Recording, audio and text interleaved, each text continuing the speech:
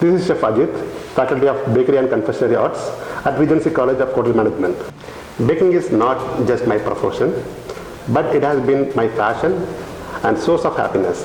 I have been blessed to be a part of an amazing group of people called Chef. My journey began in the humble town of Tuticorin in Tamil Nadu, from where I spread my wings by traveling in India and abroad. My sojourn as a chef has had an eventful 17 years, working for some of the top brands in the hotel industry such as Taj, Basin and Novotel. Teaching has been my calling ever since my tryst with the culinary field to chance, and everything has to be precise and on spot. One cannot afford to be a complacent in the kitchen.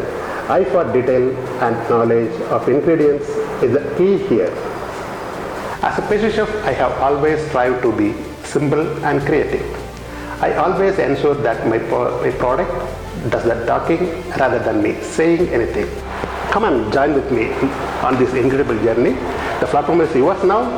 We are waiting for you. A paradigm shift from the industry to teaching happened for many reasons, but the main one being I wanted the next generation to have the same goals and passion that I have toward the art of confectionery.